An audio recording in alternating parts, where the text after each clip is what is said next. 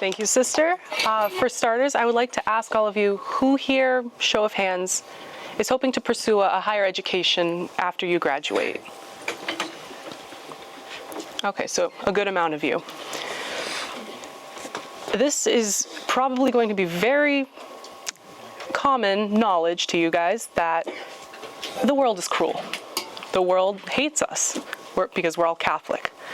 And we all have some controversial opinions on some very serious and heavy topics.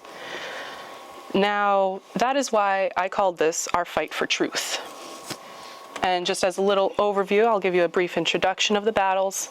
I'll give you some history of the whole movement. I'll give you some actual stories that I have faced in the classroom with each political science class. As you know, I walked right into the lion's den with graduation.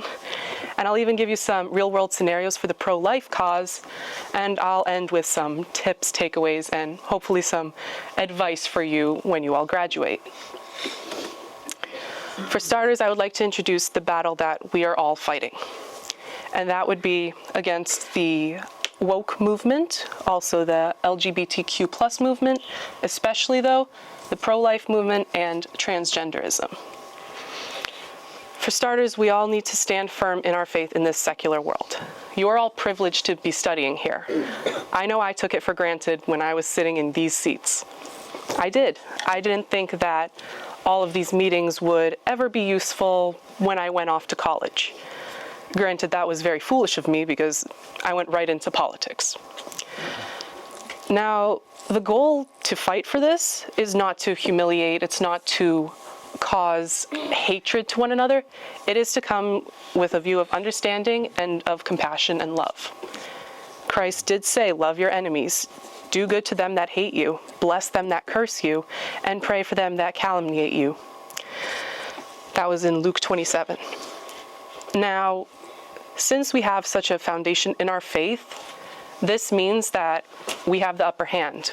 We know why our cause is just. We know why we need to fight so hard against this immoral issue. But the thing is, will you have the courage to do it? Who here thinks they could stand in front of their classroom and say, I'm a Catholic and I'm pro-life, and what you're saying here is morally incorrect? My guess is none of you.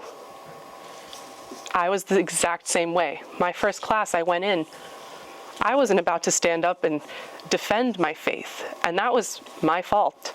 I took this for granted. I took my 10 years here of theology, 10 years of studying in an environment where we were protected.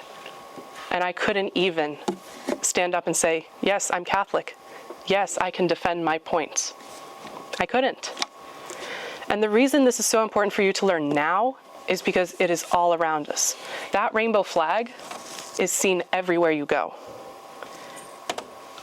And if you guys cannot fight it, what are you doing? Why? You need to take the time to actually study. You need to take the time to be able to build these arguments, to be able to find the confidence to stand up for this.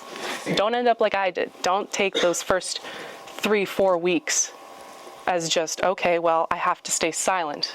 I will lose my friends. I will lose people around me. People will not like me. You have to destroy that image entirely before you can even proceed to stand up for your faith. Currently, the corrupt agenda is the transgender movement, and I have a lot of history on this simply because of my first year experience class. My teacher gave us the assignment to find a controversial stance, which I already had many, but find it, research it, and fight for it. That was where I first got my courage to stand up. I had one friend with me. His name is Jared. He's a great guy. He believes that in this world, you just need to be outright with your points. You need to be able to defend your points, and it doesn't matter who you upset. As long as you are staying true to your beliefs, it's okay if everyone hates you. So with my friend, we ended up working on this research project together. And throughout our researching days, we did find out that it initially did begin as a human rights movement. all that the LGBT wanted was to be able to love who they wanted. That's what it was. We know it was an immoral kind of love. That's not up for debate. It's immoral. But that was all that they wanted at first. But once the 1950s and 60s sexual revolution came along, that was where issues really started. And it began with Alfred Kinsey inventing the Kinsey scale, which had the varying degrees of homosexuality to heterosexuality. He had a whole chart laid out, and it was saying that no one is completely heterosexual and no one is completely homosexual. There's a little bit of both in everybody. Granted, the theory sounds somewhat correct, because there will be times when you think, because of your exposure to all of the issues in the world, you'll start to doubt yourself. You'll start to think, maybe he is right. He's not. He's not. It is just a near occasion of sin. That's all it is. Now, he also conducted experiments to prove this theory, but that is a topic that you ask your parents to look into before you even open a computer about it. But the second and the biggest controversial psychologist is Dr. John Money and his John and Joan case. It began with the Reimer twins, Brian and Bruce, now known as David. The two were born with genital defects, but they were both born male. Now, due to a botched surgery, Bruce suffered completely and had no function of his genitals, while Brian's issue resolved itself along the years. John Money pushed the parents to raise Bruce as a female and to complete a gender reassignment surgery while he was still a baby, put hormone therapy, pump those hormones into him, and raise him as a female, because he will never know. How would he know? Now, unfortunately, he did know. As he grew up, he realized that something wasn't right, and this was the first documented case of gender dysphoria, because he knew that he had to be a man. But why was he dressed in dresses? Why was he wearing makeup? Why was he referred to as a female? It was all because of John Money. Now, what also isn't talked about is the other experiments that John Money conducted with the twins. It is horrible. It is completely grievous. Like, how can someone do this? How can a human inflict this on another human? But I won't go into depth on that. That is, again, something for you to ask your parents before you research. And but those experiments did ultimately push the twins to commit suicide. One of them died earlier with overdose on antidepressants, and the other one, David, the one who was raised as a female, he ended his life with a firearm. Now, this is only a summary of what has happened with the John Money controversy, but I encourage you to read the book, What is a Woman by Matt Walsh, or watch the documentary. He does go a little bit more into depth than I did, and he does explain the case very well. But again, parental permission. I don't want you all to get in trouble for looking up something that is a very loaded topic. With this knowledge, though, you can understand why the movement is destructive. You understand why it's covered up, why it's not talked about. Because it is a perversion, not only to the natural law, but also just a perversion of what is right. If you're born a man, you are a man. If you're born a woman, you're a woman. Nothing can change that, not even as much as they want to try to change the biology books. It can't be changed. But with this, I'm hoping you'll be able to build a foundation to combat it. Because you need to learn now, more than ever, what is going on in this world, how to fight it, and to know, of course, that you do have a support system here. The brothers and sisters, they do care for you.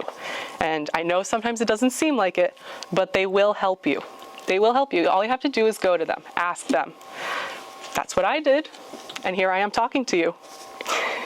Because, again, when I was here, I thought it was irrelevant.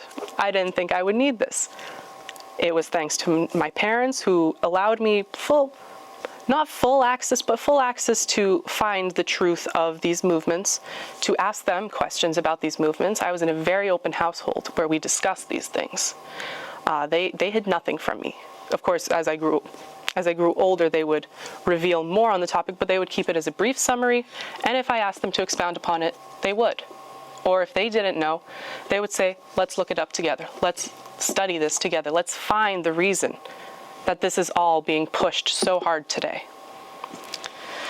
Now, this also gives me a chance to bring up 3 stories. The first one is with my professor and this transgender movement. Again, when we were doing our research, he tried to push me and my friend Jared to agree on a baseline that, oh, transgenderism is not a mental illness, and it's okay in some cases for a biological male to be in female sports, female safe spaces. When you're fighting these things, do not be afraid to approach with the exact same arguments they would throw at you. So in this case, what I did, I stood up. This was the first time I really spoken on a matter in class. And I told him, how dare you, a biological man, tell me, a woman, that it is okay for a man to be in my bathrooms, in my sports? Besides the basic biological differences, how can you stand there and tell me that it is okay, that it is normal, that it's right? He didn't have an answer for that, and argument was shut down really quick. He ended class early, sent us all home. I mean, granted, it was great. I got a free day after that, but it prompted him to think. It prompted him to realize this is not a topic that you can just come to a middleman to. You can't just come to an agreement. You can't. You have to be willing to stand up. Now, the second issue that was brought up was in my political science class, because that was my first year experience. This is political science now. My good old same professor decided to tell us how the church, the Catholic Church in particular, has supported these liberal movements, how they were great with all these different theologies, the evolutionary backgrounds. And he said this publicly in front of the whole class. Now, when you're correcting a professor, when you do go off to college, don't do it in front of the whole class. Take the time first to go after class, talk to the professor and ask him, hey, why did you say this when the cases really show that this is not true, that this is what really happened? Which is what I did on that first correction. And that was actually where he first learned that I was a Roman Catholic. That conversation was the first time he realized, I cannot push my agenda because I have someone who will fight this. And sure enough, every other slide that he hadn't changed since 2014, I looked through them and I saw where he mentioned the Catholic Church, where he mentioned that we would support something like communism. That was a big issue. But it was very easy to just now go and disprove him, pulling out Rerum Novarum by Pope Leo XIII. It was a simple solution that he didn't think would ever happen. Again, it prompted him to think. It prompted him now to change his course, and the poor man is taking a sabbatical this next semester. I think that's my fault. Now, lastly, of course, fighting the school against the common indoctrination. As we know, October was the whole LGBTQ history month. Albeit it's really the month of the rosary, but in this secular world, no, it isn't.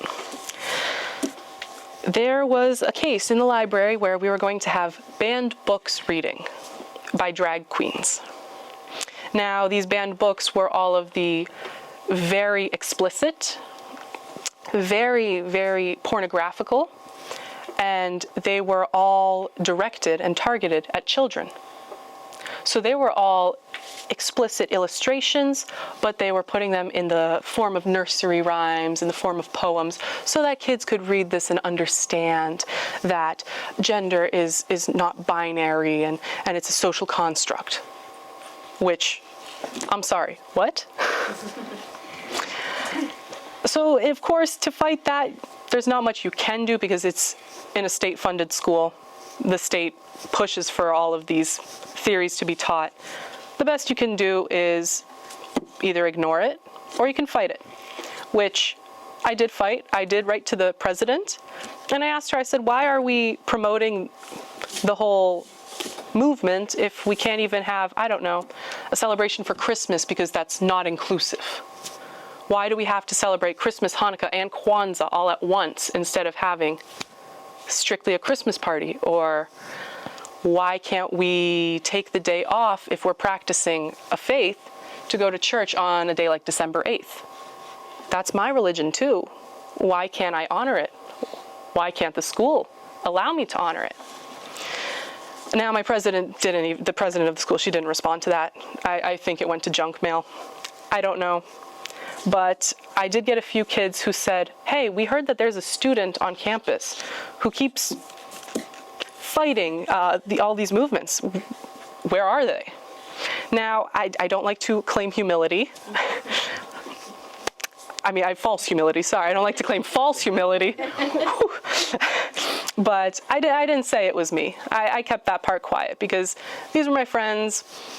These were some people I didn't know. I didn't need them to all just, oh, that is so courageous. Oh, you're such a great person for this. That's not what this is for. This is just a basic standing up for truth. I did go and find them later, and I did talk to them just in general. Hey, do you guys have these same views? Do you also believe that all of this is wrong? And every one of them said, yes, actually, we're quite sick of seeing the rainbow flags.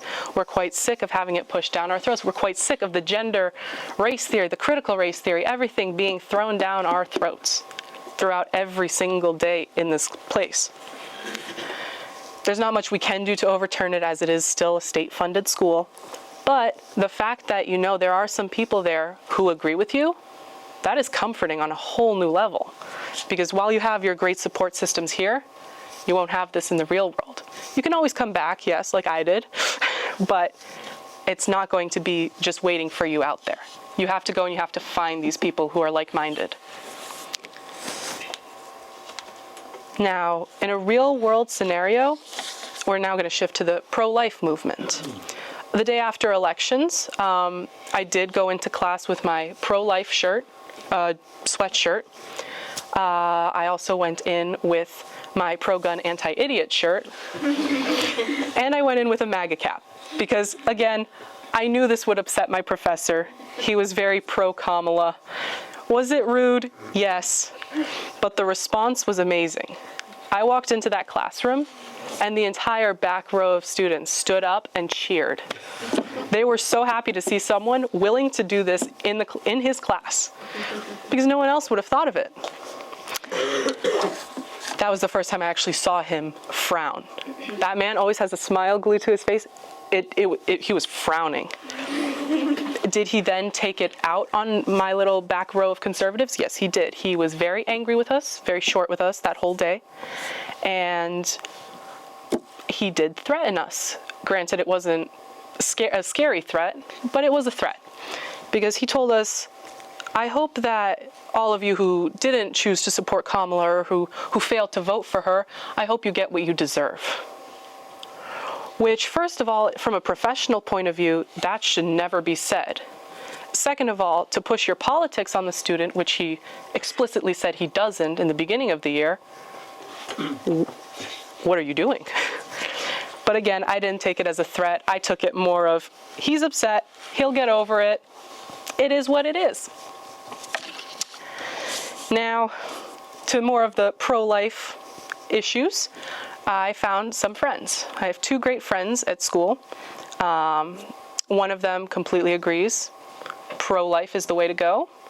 We need to stop this culture of death here in America. And I have another one who believes that we can only go so far with protecting abortion. She believes that, yes, it's a human child, yes, it's a life, but there are certain cases where abortion should be permitted. Now, as we know, that should not be the case, simply because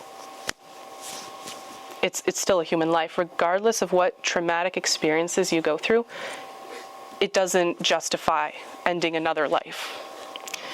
For a story that I can actually give you, it's a very personal story. I don't talk about it much. But 2 years ago, one of my friends at work, I'll call her M, she came to me and she told me, hey, I messed up. I'm pregnant. Now, of course, I always approach anyone who says the beautiful news, I'm pregnant, I approach it with joy because it's a joyful situation. However, she was not happy about it. And she, of course, she looked at me and she said, I know you're Catholic, I know you have those morals, but what do I do? What can I do besides go for the abortion? Because my parents will kick me out. My parents don't want me to have this child. What can I do? Now, I was only 16 at the time. There was not much I could do either. I was working at Market Basket. That's not much of a salary to live on. But I still live at home. And I know that my parents would want me to open the home to someone who is in desperate need. And so I did. I didn't talk to my parents beforehand. I just, in that moment, knew that she had to know she had support. And I told her, listen, tell your parents what happened. And if they kick you out, you know that my home is open to you. You know that you'll have a safe space to raise this child. You know that you will have support from me and my family. And you don't have to go through with this. You don't have to end that child's life. And of course, I did ask her, I said, do you want your child? And this was really the heartbreaking part, because she told me she really wanted this child. She really wanted to keep this child. And even with the social pressures, she wanted to be able to fight. Unfortunately, she did go through with the abortion, though. And she kept me up to date. She told me when her appointment was. She told me when she was going in. She was given the pill, the chemical abortion, and she told me the day she took it. Now, it sounds sick to say, but I think it was a miracle, and I really believe it was God's grace trying to work through that situation. Because that first pill, it did not work. The child survived that first attempt at the abortion. And she came to me and she told me this. And of course, I was overjoyed, because I took it as a sign. You should probably think about this again. Take up my offer, live with us. Don't kill your child. Don't kill the child, because it still has a chance at life. Sadly, her mother didn't see it that way. Her mother took her back to Planned Parenthood the following week and told her, you know what to do. She went in, she got the second pill, and the child did die the second time. Now, again, I don't talk much about this story because I hold this as my personal failure, which I know I shouldn't. I did try everything I could to save not only her life, but the child's life. That child would be 2 years old today. It would have a birthday. But it didn't work out, and I've held myself accountable for it. I felt guilty. I felt like I didn't do enough, or that I didn't push hard enough, or I didn't remove her fears or her situation from her. Now, it's easy to get discouraged with those failures. It really is. And it's something I'm still trying to process. It's something I'm still trying to overcome. Again, it's why I don't talk about the story. But it's good for you guys to know this, because you know that you do have support here. You can go to a sister, you can go to a brother, and you can tell them, hey, this is what happened between my friend and I. And I don't know how to overcome that feeling of guilt, that feeling of failure. How do I do it? I went to my priest, and my priest simply told me, you did everything in your power. Granted, you were 16. You did everything that you could as a minor to try and save that adult's life, that baby's life. So don't be hard on yourself. Don't hold it against yourself. Use it as a lesson. Use it as a way to push yourself forward. Use it as a way to give yourself the motivation to wake up each day and say, because I lost this life, I'm going to fight for even more. I may have lost one, but I can gain 10 now. Take advantage of those stories. Take advantage of those situations that you may find yourself in, because they will be the greatest lessons you have. Especially if you're learning these materials now, when you have the time, and if you can think about common arguments against these cases, and you can get them down pat, I can guarantee you will have a lot of success. You will. Use the resources. Watch videos from Students for Life. Watch Miss Kristen Hawkins. Watch Lila Rose. The resources are there at your fingertips. All of these pro-life videos you have easy access to. Everyone is on social media. Everyone has maybe everyone has a phone. I don't know, some of you may not. They're there. The resources are at your fingertips. Take advantage of that. It's only now when I'm pushed for time, to be fair, when I'm looking into every single video I can, when I have that little downtime in between helping a customer and cleaning the whole bakery, I sit there on my phone. I shouldn't, but I do. And I watch these videos. I watch how to strengthen myself for the daily battles. Because I felt that I failed. I felt that I failed myself by not preparing myself more for the real world. Now, as you all know, I was in this chair last year. I was here for 10 years. Again, thinking it was all irrelevant. I was wrong. Don't make that same mistake. I wasn't confident. I could not stand up for my faith. I could not stand up for my beliefs. It was one of my not even a friend. This was just another classmate. He came from Australia. He's a Christian. He's not even Catholic. He's Christian.